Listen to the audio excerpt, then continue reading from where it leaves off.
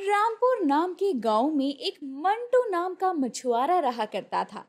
हालांकि वो गरीब था, लेकिन वो उससे ही संतुष्ट था। एक दिन वो नदी किनारे मछली पकड़ रहा था। हे भगवान, आज फिर एक भी मछली नहीं फंसी। 2 दिन से यही हो रहा है। अब तो घर का राशन भी खत्म होने वाला है। अब क्या होगा। चलो, अब तो शाम भी होने वाली है। अब घर चलता हूँ। मंटू घर को लौटता है, तभी उसकी पत्नी उस पर चिल्लाने लगती है। अरे भगवान, क्या किस्मत फूटी है मेरी, जो ये दिन देखने पड़ रहे हैं। आज फिर तीसरे दिन भी खाली हाथ आए हो तुम। ऐसे कब तक चलेगा? आज भी भूखे सोएंगे क्या हम? अरे कुछ नहीं है खाने को घर में। जाओ, जाकर पानी पी लो और सो जाओ। अरे तुम चिंता क्यों कर रही हो? जल्दी ही सब ठीक हो जाएगा। अजी, क्या खाक ठीक होगा? तुमसे कुछ नहीं होने वाला। हे भगवान, आज कुछ मछली फंस जाए, नहीं तो मेरी पत्नी मुझे कच्चा चबा जाएगी। आज तो 2-4 मछलियां फंस जाए। मछली की उम्मीद में सुबह से शाम हो जाती है, लेकिन एक भी मछली नहीं फंसती। मंटू बहुत निराश हो जाता है और घर वापस लौटने की तैयारी करने लगता है कि तभी अरे ये क्या? लगता है कुछ बहुत ही भारी मछली फंसी है। देखो तो क्या है। मंटू जोर लगाकर जाल को खींचता है। उड़ी बाबा, ये तो सोने की मछली जैसी लग रही है। और कितनी बड़ी है ये। मुझे छोड़ दो, मुझे छोड़ दो। मैं एक जल परी हूँ, मुझे मत मारो। अगर तुम मुझे छोड़ दोगे तो मैं तुम्हारी हर इच्छा को पूरी करूंगी। नहीं नहीं जलपरी, मुझे तुमसे कुछ नहीं चाहिए। मैं तुम्हें नहीं मारूंगा। तुम जाओ। ये कहकर मंटू फिर उस दिन खाली हाथ अपने घर को लौटने लगता है। घर पहुंचते ही उसको खाली हाथ देखकर उसकी पत्नी फिर से भड़क उठती है। वहीं रुक जाओ, अंदर मत आना। आज तो घर में जहर खाने के भी पैसे नहीं हैं और तुम्हें जरा भी शर्म नहीं है क्या? तुम आज भी फिर से खाली हाथ ही लौट आए। भाग्यवान, सुनो तो मेरी बात। मंटू अपनी पत्नी को सारी बात बताता है। उसकी बातों को सुनकर पत्नी और ज्यादा गुस्सा हो जाती है और बोलती है, तुमसे बड़ा मूर्ख नहीं देखा मैंने। ठीक है, मछली नहीं फंसी, लेकिन जब जलपरी ने तुमसे इच्छा पूरी करने की कहा तो तुमने कुछ मांगा क्यों नहीं? अरे नहीं, हमारे पास जो है हम उसी में खुश हैं। क्यों किसी चीज का लालच करना। देखो, या तो उस जलपरी से अपनी इच्छा पूरी करवा कर आओ, या फिर मैं चली अभी घर छोड़कर। अरे रुको रुको, मैं जाता हूँ, लेकिन मांगूंगा क्या? अजी, कुछ खाने पीने का सामान ही मांग लाओ। बहुत जोरों की भूख लगी है मुझे। ये कहकर मंटू वापस नदी के पास चला जाता है और नदी के किनारे पहुंचते ही अरे ओ जलपरी, कहाँ हो? सुनो, अरे ओ जलपरी। क्या हुआ? तुमने मुझे क्यों बुलाया? वो जलपरी, मेरे घर में कुछ भी खाने को नहीं है, तो कुछ खाने पीने को दे दो। ठीक है, जब तुम घर जाओगे तो तुम्हारी इच्छा पूरी हो गई होगी। मंटू जैसे ही घर लौटता है तो देखता है कि उसकी पत्नी बहुत सारे व्यंजनों का मजा ले रही होती है। अरे ये देखो, क्या बढ़िया बढ़िया खाने की सामान है। आओ आओ, तुम भी खाओ। सुनो जी, खाना तो अच्छा खा ही रहे हैं, अब कुछ अच्छा पहनने को भी मिल जाए तो मजा आ जाए। जाओ, जाकर जलपरी से कुछ कपड़े और मेरे लिए कुछ गहने मांग लाओ।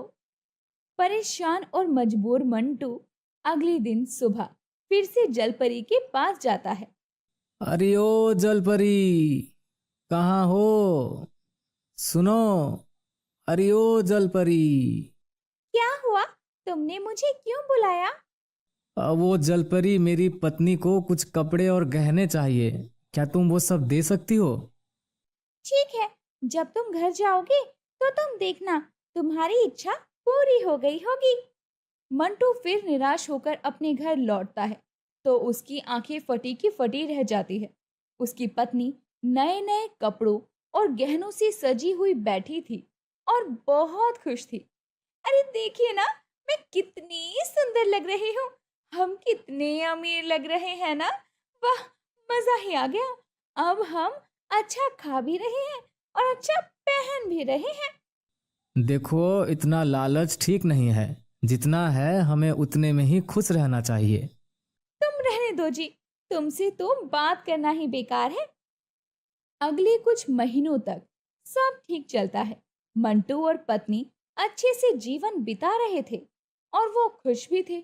तभी मंटू की पत्नी के मन में एक और इच्छा पैदा होती है। सुनो, मैं ये कह रही हूँ कि अब ऐसे महंगे महंगे कपड़े और गहने पहनकर ऐसे झोपड़ी में रहना शोभा नहीं देता। सुनो ना, जाओ ना, जाकर उस जलपरी के पास जाओ और एक सुंदर और बड़ा सा घर मांग लाओ ना। जाओ जाओ। अरे नहीं, अब पानी सर के ऊपर जा रहा है। अब तुम्हारा लालच बहुत बढ़ गया है। मैं नहीं जा रहा हूँ। देखो, ऐसा मत करो, ये बस आखिरी इच्छा है मेरी, इसके बाद मैं कुछ नहीं मांगूंगी। मंटू अपनी पत्नी की बात मान लेता है और फिर उस नदी किनारे जा पहुंचता है। अरे ओ जलपरी, कहाँ हो? सुनो, अरे ओ जलपरी। क्या हुआ? तुमने मुझे क्यों बुलाया? वो जलपरी, मेरी पत्नी को बड़ा घर चाहिए। क्या तुम वो सब दे सकती हो? ठीक है, जब तुम घर जाओगे तो तुम देखना, तुम्हारी इच्छा पूरी हो गई होगी। मंटू फिर घर पहुंचता है, लेकिन इस बार उसे अलग ही नजारा देखने को मिलता है। उसकी पत्नी फिर से वही पुराने रूप में एक झोपड़ी में बैठी थी और रो रही थी। मंटू परेशान हो जाता है। हे भगवान, ये क्या हो गया? हमारा सब खाने का सामान और तुम्हारे सारे कपड़े और गहने कहाँ गए? सब गायब हो गया जी, पता नहीं कैसे। लेकिन कैसे? मंटू और उसकी पत्नी दोनों परेशान हो जाते हैं और उस जलपरी के पास जाने का फैसला करते हैं। दोनों नदी के किनारे पहुंचते हैं। अरे ओ जलपरी, कहाँ हो? सुनो, अरे ओ जलपरी। क्या हुआ? तुमने मुझे क्यों बुलाया? मेरा सब कुछ गायब हो गया। ये सब कैसे हुआ? लेकिन मंटू के रोने का उस जलपरी पर कोई असर नहीं पड़ता और वो पानी में वापस से गायब हो जाती है। हे भगवान, इसमें मेरी तो कोई गलती नहीं थी ना। मैंने तो अपनी पत्नी को समझाया था कि ज्यादा लालच मत कर, लेकिन उसने सुना नहीं। और आज देखो, हम फिर से वही जिंदगी जीने को मजबूर हैं। मुझे माफ कर दो, सब मेरी ही तो वजह से हुआ है। और उधर मंटू की पत्नी दिन रात यही सोचती रहती है कि काश मैंने लालच नहीं किया होता तो आज हमारे पास सब कुछ होता, लेकिन मेरे लालच की वजह से सब बर्बाद हो गया। लेकिन तभी वो बोलती है, हाँ, मैंने कुछ सोचा है। क्या? सुनो, तुम फिर से जलपरी के पास जाओ और उससे माफी मांग लो। लेकिन मंटू ऐसा नहीं करता और वापस मछली पकड़ने चला जाता है। तभी जंगल में उसे एक साधु मिलता है। साधु को देखकर मंटू हैरान हो जाता है। तभी साधु बोलता है, अरे बालक, तुम्हें हैरान होने की कोई आवश्यकता नहीं है। मैं तुम्हारी ईमानदारी से काफी प्रसन्न हुआ हूँ। तुम जब भी यहाँ उस जलपरी से मिलने आया करते थे, तब मैं तुम दोनों की बातें सुना करता था। आज मैं तुम्हारा मार्गदर्शन करूंगा और तुम्हारी ईमानदारी के लिए तुम्हें मैं एक इनाम देना चाहता हूँ।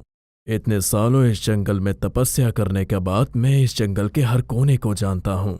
वहाँ उस दूर पहाड़ी के पीछे एक पेड़ है, वहीं तुम्हें वो गड़ा हुआ खजाना मिलेगा। जाओ, जाकर उसे हासिल कर लो। मंटू ऐसे ही करता है और उसे खजाना मिल जाता है और उसके बाद वो एक अच्छी जिंदगी जीने लगते हैं। चंदा बहुत ही लालची और तेज तर्रार लड़की थी। उसकी इसी लालच की वजह से तो चंदा की सास रमा भी परेशान रहा करती। एक रोज चंदा अपनी छत से कपड़े लेकर आती है और अपनी सास को छत से आते ही कहती है, माँ जी, आपने रज्जू काकी का तुलसी का पौधा देखा? वो कितना हरा भरा है। बल्कि आपने और उन्होंने दोनों ने तुलसी के पौधे एक साथ बोए थे, और उनका पौधा देखो और आपका देखो। बहू, तेरा लालच तो कुछ ज्यादा ही हद से बढ़ नहीं रहा। भला आप तुलसी के पौधे में भी क्या ही लालच करेगी। माँ जी, आप देखेंगे तो आपको भी लगेगा कि हाँ, चंदा बिल्कुल ठीक कह रही थी। बहू, अगर तू इतना ही लालच कर रही है तो तुलसी को देखकर तो मैं तुझे ये कहना चाहती हूँ कि रज्जो की बहू रोज सुबह उठकर तुलसी में नहा धोकर जल डालती है और उसकी पूजा करती है, और तू तो गलती से भी तुलसी में पानी देने की सोचती रही, और सर्दियों में तेरा नहाना तो भूल जाओ। माँ जी, आप भी जानती है ना कि मुझे कितना काम होता है। अब मैं ये सारे काम करूंगी तो आप क्या करेंगी? खैर, आपसे तो कुछ बोलना ही बेकार है। हर चीज को आपको लगता है कि मैं उसे लालच भरी निगाहों से ही देख रही हूँ। सास और बहू की ये नोकझोंक तो चलती ही रहती थी, लेकिन अब देर शाम रमा की पड़ोसन रज्जो का रमा के घर आना होता है। अरे रज्जो, क्या बात है? थैला लेकर कहाँ जा रही है, या कुछ देने आई है? अरे तू भूल गई क्या? सुबह ही हमारी बात हुई थी कि हम सब्जी लेने बाजार जाएंगे, और तू कह रही है कि मैं यहाँ किस काम से आई हूँ? अरे हाँ, मैं तो इतनी भुलक्कड़ हूँ कि भूल ही गई। चल, बाजार में आज नए गोलगप्पे वाले के तीखे गोलगप्पे खाएंगे, और टिक्के भी। बहू, मैं जा रही हूँ रज्जो के साथ सब्जी लेने के लिए, और तू अपना और अपने लालच का, मेरा मतलब घर का ख्याल रखियो। रमा और रज्जो जाने लगते हैं और चंदा अपनी सास को टोक देती है। अरे माँ जी, आप तो मुझे छोड़कर कहाँ जा रही है? मैं भी आपके साथ बाजार चलूंगी। मुझे ताजी सब्जी लेनी है, और वो आपके बस की बात नहीं है। पिछली बार आप आधे से ज्यादा सड़ी सब्जियां लेकर आई थी। चंदा तो खाने के लालच में बाजार जा रही थी, क्योंकि उसकी सास ने खाने पीने की बात जो की थी। अब तीनों बाजार पहुंचते हैं और सब्जियां लेने के बाद खाने पीने की चीजों पर ध्यान देते हैं। बहू, तू सच बता, तू यहाँ खाने पीने के लिए ही आई है ना? माँ जी, आपको ऐसा क्यों लगता है कि मैं हमेशा खाने पीने के लिए आती हूँ? मैं तो यहाँ सब्जियां लेने आई थी। आपने देखा ना मैंने कैसे अच्छी अच्छी सब्जियां ली है। तू मेरी बहू है और मैं तेरी सास हूँ, तो मुझसे होशियारी करने से पहले सोच लिया कर, और खाकर जल्दी घर चल, खाना भी तुझे ही बनाना है। इतना बोलने के बाद चंदा, रमा और उसकी पड़ोसन घर के लिए निकल पड़ते हैं।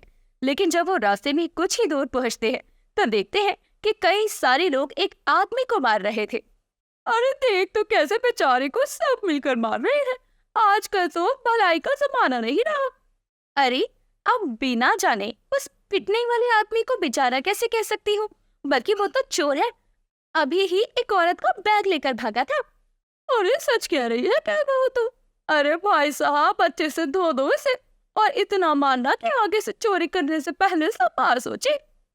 अरे चल भी रज्जो, कहाँ तू इन सब की बातों में और इन मामलों में पड़ रही है?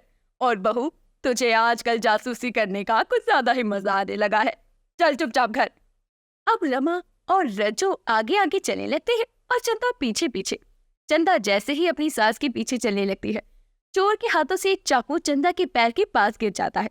लेकिन चोर तो पीट रहा था और चाकू पर किसी का ध्यान नहीं था, और चंदा उस चाकू को उठाकर जल्दी से अपने झोले में रख लेती है और घर आ जाती है और किचन में खाना बनाने की तैयारियों में लग जाती है।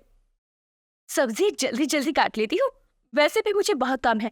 माँ जी तो एक गिलास पानी भी खुद से उठकर नहीं लेती। चलो आज मैं उस चोर के चाकू से सब्जी काटती हूँ। चंदा ये बोलकर चाकू को थैले में ढूंढने लगती है। अरे दीदी, इधर हो? मैं इधर हूँ, पीछे तो देखो अपने। वैसे मैं अभी काम करने के मूड में नहीं हूँ। सब्जी तो तुम नॉर्मल चाकू से भी काट सकती हो ना। ये कैसी आवाज थी? चाकू और जादू? तुम बोल भी सकते हो और उड़ भी सकते हो। और मैं तुम्हारे बहुत काम भी आ सकता हूँ। बस हुक्म मेरे आका, बताओ आपके लिए क्या करूँ? अच्छा, तो मुझे खजाना हाथ लगा है। ठीक है, मैं तुम्हें हुक्म देती हूँ कि तुम मेरी पड़ोसन रज्जो के कपड़ों की रस्सी का तार काटाओ। चंदा के इतना कहने भर की देरी थी कि वो जिंदा चाकू हवा में उड़ता हुआ रज्जो की छत पर जाकर उसके कपड़ों की रस्सी काट कर वापस आ जाता है। आपका काम हो गया, और कोई हुक्म? क्या बवाल हाथ लगाए, एक जिंदा चाकू जो मेरी तरह ही डेढ़ शाना है। बस इतनी तारीफ मुझे हजम नहीं होती। बस मालकिन, आप काम बताओ, क्या करना है? चंदा उस चाकू को पाकर बहुत खुश थी। वो खुशी खुशी घर का सारा काम भी जल्दी जल्दी कर लेती है। अब अगली सुबह रज्जो रमा के पास एक साड़ी लेकर आती है। देख रमा, मेरे बहू ने मुझे ये 2000 की साड़ी दी थी, पता कैसी है, प्यारी लग रही है ना। अरे माँ जी से मुझे गालियां सुनाने आई हैं। इनके जाते ही माँ जी मुझे गालियां देकर कहेंगी कि आज तक तूने अपनी सास को 1 रुपए की टॉफी नहीं खिलाई है। और देख रज्जो की बहू को देख, ये तो इसके लिए साड़ी लेकर आई है। ये वो ये पता नहीं क्या क्या सुनने को मिलेगा माँ जी से। अरे मालकिन, अभी मैं आपका काम आसान कर देता हूँ। चाकू साड़ी को 2 भागों में काट देता है और रज्जो साड़ी को दिखा रही थी, लेकिन उसे पता नहीं चलता कि साड़ी कब 2 भागों में कट चुकी है। और ये देखकर रमा कहती है, 1 मिनट, तेरी ये साड़ी तो 2 भागों में कटी हुई है। अरे कैसी बातें कर रही है तू रमा, अभी तो मैं अच्छे से देख कर आई हूँ, ये कैसे हो सकता है? मेरी बहू ने तो पूरा साबुत साड़ी दिया था, लेकिन यहाँ आकर ये 2 हिस्सों में कैसे बट गई? अरे रज्जो काकी, आपकी बहू ही आपको बना रही है। ये बेशक 2000 की साड़ी होगी, लेकिन उसने जानबूझकर आपको ये साड़ी दी ताकि 2-4 लोगों के सामने आपकी बेइज्जती हो जाए। अरे रे रे, रमा की बहू तो एकदम सही कह रही है। वो तो भला हो मेरा जब मैं इसे रमा के पास लेकर आई, कांता या फिर रजनी के पास लेकर जाती तो वो लोग मेरी खूब खिल्ली उड़ाते। अब रज्जो वहां से गुस्से में चली जाती है और जाते ही उसके घर में झगड़ा शुरू हो जाता है और रज्जो की चिल्लाने की आवाजें आती है। रमा और चंदा अपने दरवाजे से रज्जो की बातें सुन रही थी और मजे ले रही थी।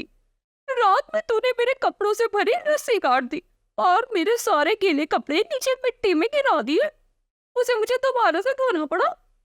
अरे ये तो रज्जो की बहू बहुत गलत कर रही है रज्जो के साथ। जहाँ एक तरफ रज्जो के घर में लड़ाई झगड़ा हो रहा था, वहीं चंदा ये सब देखकर खुश थी और वो अपने चाकू के साथ मिलकर उससे उल्टे सीधे काम करवा रही थी। लेकिन अब देर रात दोनों सास बहू सो रहे थे, तभी उनके घर में चोर घुस आते हैं। अरे मालकिन उठिए, आपके घर में चोर घुस आया है। अगर आप नहीं उठी तो वो आपको और आपकी सासू माँ को बंदी बना सकता है। देखो, मुझे सोने दो और जाओ यहाँ से। चाकू को चंदा जाने को कहती है, लेकिन चाकू चंदा को उठाने के चक्कर में उसके हाथ में तेज धार से हल्का सा कट लगा देता है, जिसकी वजह से चंदा चिल्ला पड़ती है। ये क्या किया तुमने? मेरा ही हाथ काट दिया, तुम्हें तो मैं छोड़ूंगी नहीं। चोर जब चंदा के चिल्लाने की आवाज सुनता है तो वो उसके कमरे में पहुंचता है। उसका मुंह ढका होता है और वो चंदा को अगले ही पल एक कुर्सी से बांध चुका था, लेकिन चाकू भी डरा सहमा दुबका हुआ था।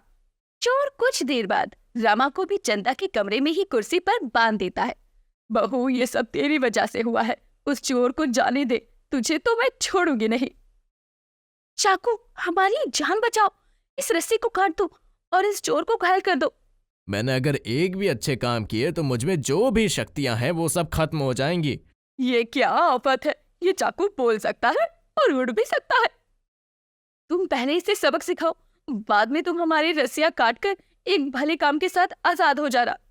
अब चाकू को देखकर वो चोर अपने चेहरे से कपड़ा हटाता है तो चाकू अपने मालिक को पहचान लेता है, क्योंकि ये चाकू उसी चोर का था जिसे उस दिन बाजार में लोग पीट रहे थे। अब वो चाकू सीधे चंदा और रमा के हाथों की रस्सी को काटकर हवा से सीधी सीधी नीचे गिर जाता है और उसके बाद तो रमा और चंदा ही उस चोर को पीट पीट कर शोर मचा चुके थे, जिसके बाद चोर को मोहल्ले वाले पुलिस के हवाले कर देते हैं। और जब चंदा मुसीबत में पड़ती है तो उसे अकल भी आती है कि उसका लालच किस हद तक बढ़ चुका था।